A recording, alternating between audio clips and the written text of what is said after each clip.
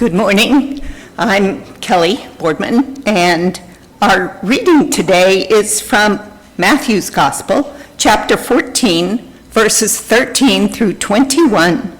It's on page 16 in your New Testament. Feeding the 5,000. Now when Jesus heard this, he withdrew from there in a boat to a deserted place by himself. But when the crowds heard it, they followed him on foot from the towns.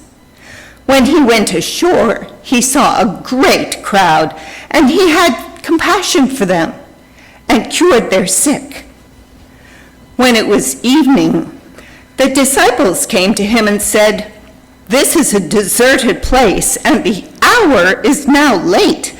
Send the crowds away so they may go into the villages and buy food for themselves." Jesus said to them, "They need not go away. You give them something to eat." They replied, "We have nothing here but 5 loaves and 2 fish. And he said, "Bring them here to me." Then he ordered the crowds to sit down on the grass. Taking the 5 loaves and the 2 fish, he looked up to heaven and blessed and broke the loaves and gave them to the disciples. And the disciples gave them to the crowds. And all ate and were filled. And they took up what was left over of the broken pieces, 12 baskets full. And those who ate were about 5,000 men, besides women and children. This is the word of God for the people of God. I'm going to start off with just a personal story. Happens kind of in this area. Back in the early 90s, before Wendy and I moved overseas, we went camping at Camano Island State Park. We had a lovely campsite near the water, and as evening came, we began setting out our dinner.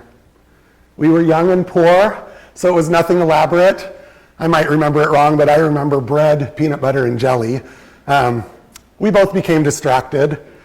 I don't know, maybe one of us went back to the car while the other went to get water. I don't remember the details, but I do remember that suddenly we heard a ruckus. We looked over at the picnic table, and there were crows everywhere.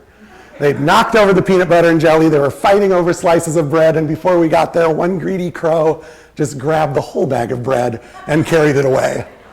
We felt so stupid. What a rookie mistake. But, this is the point here, we realized we could have an even better meal from what the surrounding woods and shoreline had already provided. It's midsummer, we cooked down some nettles, we gathered mussels from the shoreline, and for dessert, we picked fresh blackberries. Okay, it's a small, silly story, but in that moment, it was one of those moments that really felt as though God's hand was right there with us. What we had planned was gone, and yet somehow there was still enough. There's this particular kind of anxiety that settles into us when we look at what's needed and at what we have, and we realize that those 2 numbers don't match. Too many people, too little food, too little time, too little money, too few hands, and we begin calculating. We count what's available, estimate what will be required, and decide what must be cut and who must be turned away. This question, what do we do when there doesn't seem to be enough? It's a question Jesus encounters again and again. And today, we're going to watch how he responds. But just to bring us all up to speed, we're beginning a new series this month called Walking the Way of Jesus. During July, we spent the time asking a foundational question, basically, who are we as a church and who are we as individuals in the church? We were reminded that we belong to God, we belong to one another, we belong to the whole creation that God loves. And from that, we exist not for what we're doing here, but for serving the world. And we also learned last week that even when words fail us, nothing can separate us from God's love. But once we know who we are, there's this other question that follows. How do we actually live that way? And that's where Matthew's gospel comes in. That's why we're jumping to Matthew instead of Romans this month. Matthew will become our guide as we learn what it means to walk alongside Jesus, not simply to believe certain things about him. We will learn to let his way of living and loving reshape our own lives. Now I want to point out, we all know this story today, but we're actually jumping into Matthew right in the middle of two stories which often get separated from one another, but I think they were very intentionally placed together. Today's reading begins with a meal, right? We have this meal at wherever we are. Sometimes it's on a mountain, in Matthew it's not. But before we can appreciate what's happening in this bread and loaves meal, we need to step back and see what had just taken place in the preceding verses of Matthew 14. So if we rewind to verse 1, we read about John the Baptist's death. John had publicly challenged Herod Antipas, the ruler of Galilee. Herod was Jewish by heritage, but his authority came from Rome. He ruled because Caesar allowed him to rule. And like so many rulers throughout history, his first priority became protecting his own power. So Matthew paints this scene. Herod hosts a banquet in his palace. All the powerful are gathered. Food is abundant, it's luxurious. There's entertainment, and there's this careless promise made. And by the end of the feast, John the Baptist's head is carried into the room on a platter. This is a meal of excess that ends in death. And then Matthew immediately turns our attention onto this other table. In today's reading, starting in verse 13, Jesus has just learned that John the Baptist has been executed. It's hard news.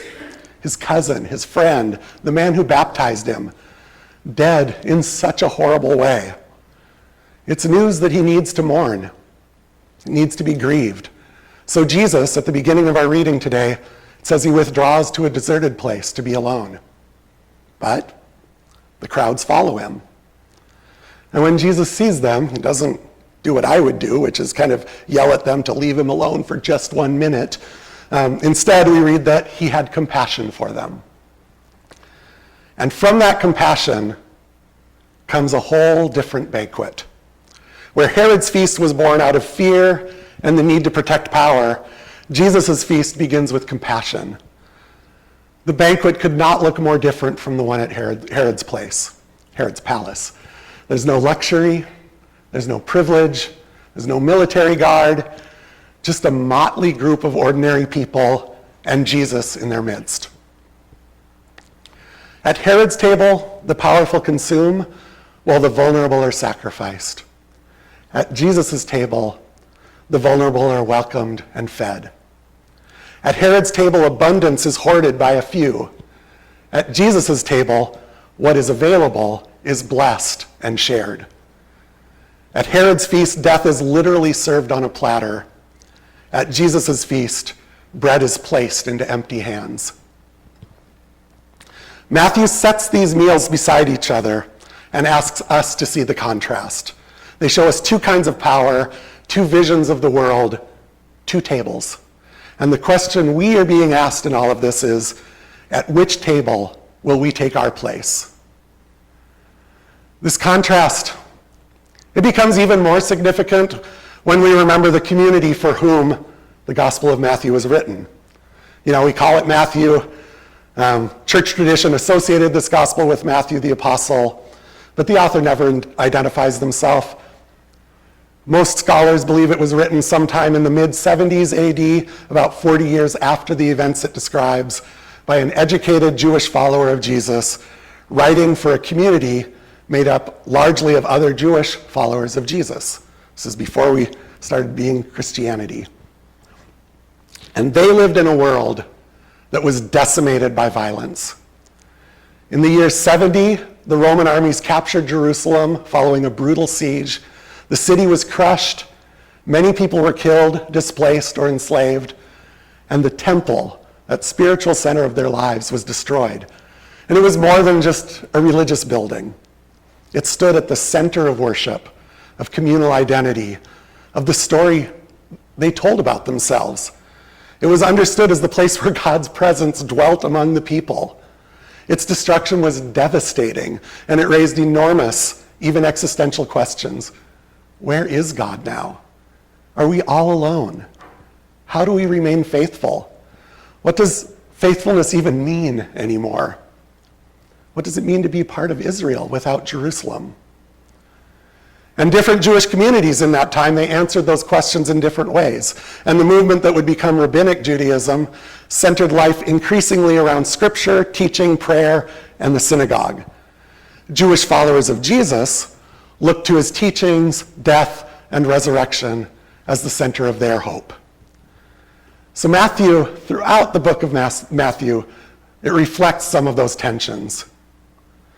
But we should never mistake this tension between them for the real story.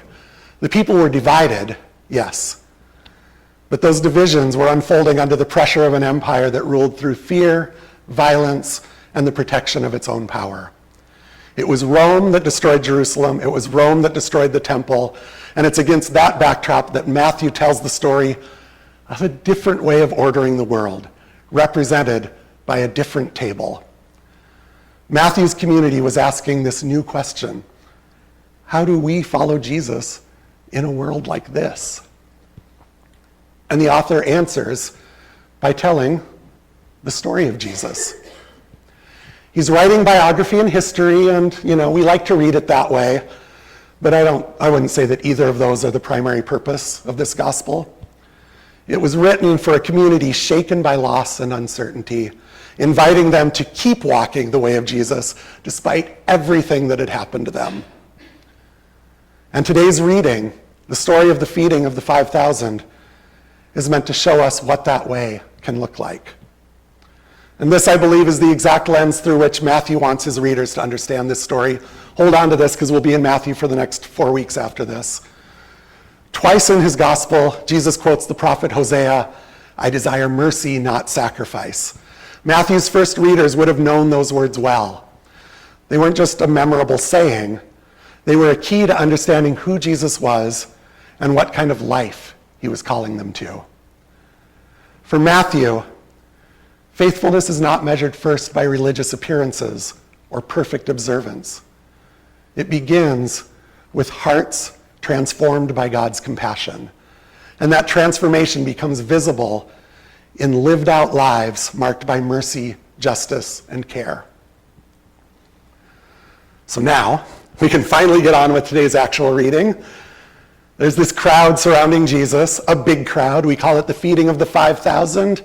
But Matthew tells us that the count included 5,000 men besides the women and children. So the crowd was probably at least twice that size, so half the population of Anacortes. 5 loaves, 2 fish. Imagine being one of the disciples. There was no advanced planning, no catering order.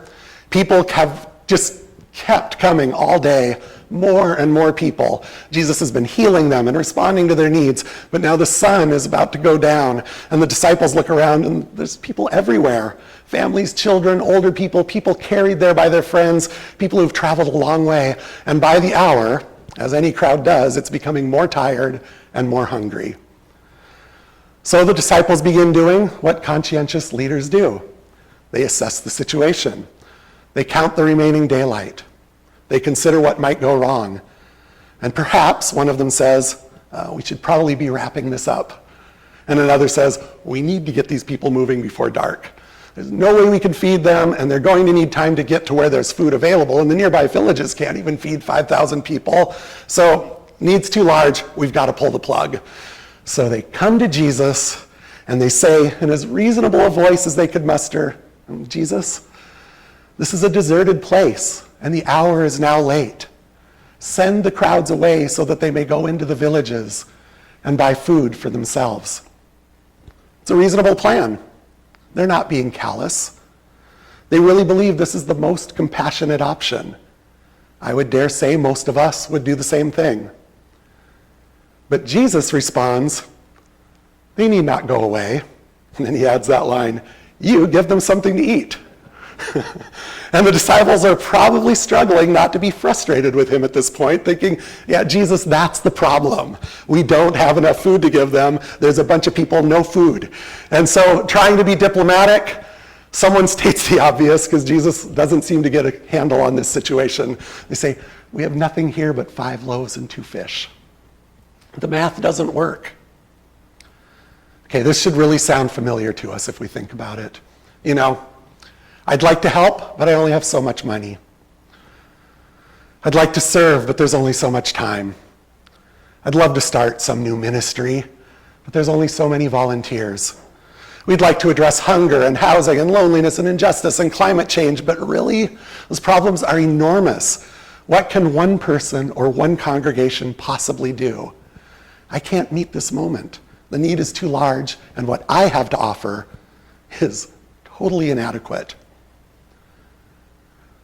When scarcity becomes the lens through which we see the world, fear begins making our decisions. We become more concerned with protecting what remains than imagining what might be possible. We begin making cuts, deciding who must be sent away, who's in, who's out. But Jesus doesn't back down. He said that they don't need to go away. Bring them you give them something to eat. And you know, he doesn't jump in and perform a miracle right then, right at the start of all this. He gives the disciples a responsibility. Okay, it's a seemingly impossible responsibility, but it's a responsibility nonetheless. Give them something to eat. And all they can see is their lack. Jesus asks what they have, a bit of bread, a couple of fish. There's just no way. I imagine the disciples probably had a lot of impossible moments like this as they wandered the countryside with Jesus, this impractical idealist. And I imagine Jesus, maybe not, he's probably better than me, a lot better than me, not probably.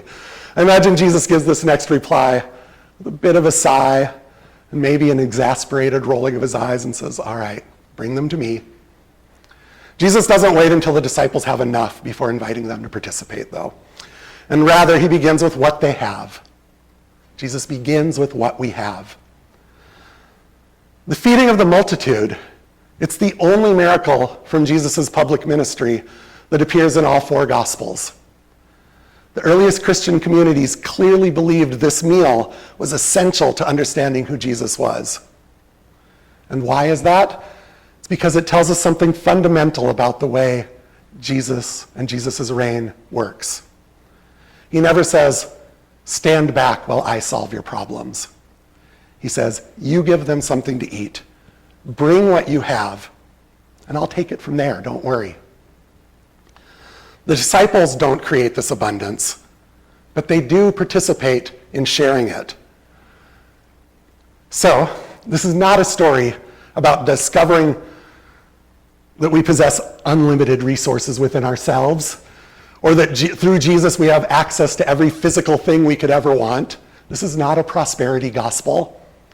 It's a story about placing our inadequate resources into the hands of Jesus and receiving them back as a calling. So, Jesus takes the wheel and instructs the people to sit on the grass. Okay? Bible translator, here we go. The words we translate as sit down actually carry the sense of reclining for a meal, of taking one's place at the table. Jesus isn't simply organizing a crowd. He's inviting them to become guests at a shared table. It's not a crowd being managed. It's a community being gathered. So Jesus takes the little bit of bread. He blesses it. He breaks it. He gives it to the disciples. And the disciples give it to the crowd. Okay, those actions, taking, blessing, breaking, giving, they'll appear again when Jesus gathers his disciples around the table on the night before his death. Matthew's already inviting us to hear echoes of that meal. Christians, you know, we might think of this whole miracle in different ways. We understand the mechanics of the fish and loaves in different ways, and we kind of obsess on it. Some believe that the fish multiplied physically in Jesus' hands.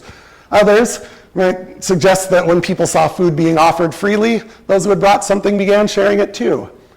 But you might notice that the gospel doesn't spend time explaining how it happened, because that's not the point. We're not supposed to be so preoccupied with the mechanics that we miss the meaning. The important bit is that the bread became enough, and a crowd defined by need became a community gathered around a shared table. What appeared inadequate was blessed. What was blessed was broken. What was broken was shared. And everyone ate until they were full. And after that, the disciples gathered the leftovers, 12 baskets full. At Jesus' table, abundance is not measured by the affluence or luxury of the host.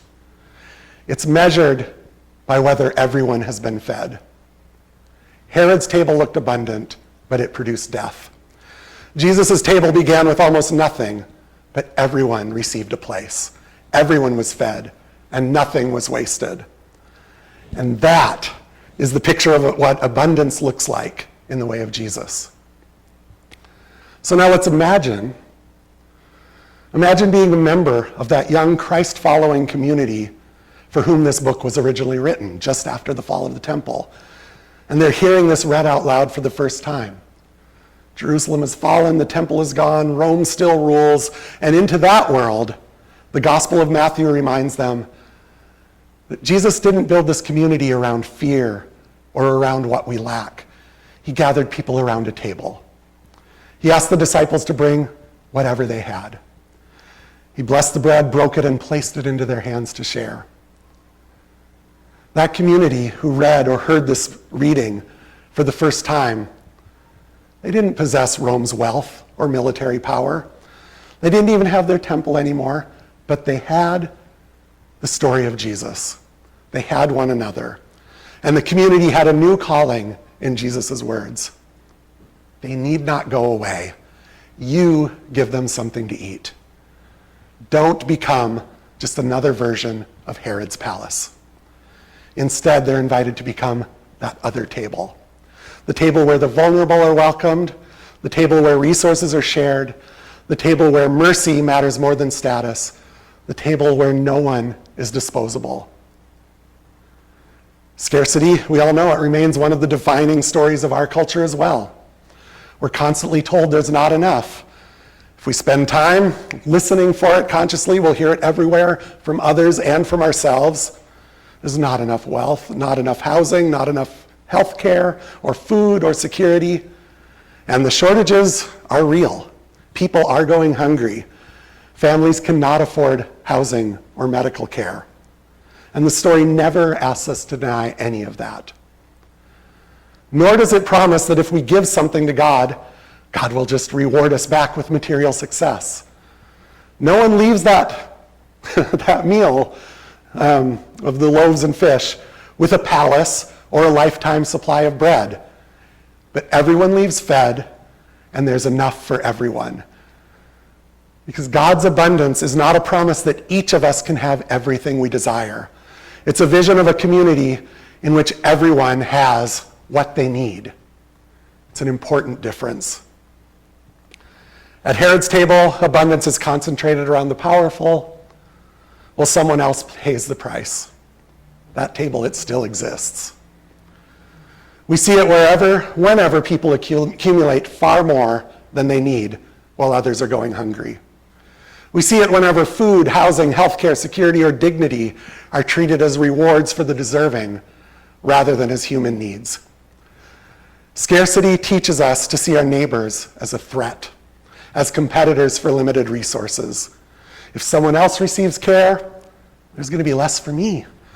If someone else is welcomed, I'm going to matter less. If someone crosses into the circle, perhaps there will no longer be room for those who are already inside. But Jesus shows this other kind of community, a community in which people are not problems to manage, but they are our neighbors to love. A community in which gifts are not hoarded, but shared. A community that asks, what has been placed in our hands? And how might it become part of God's care for others?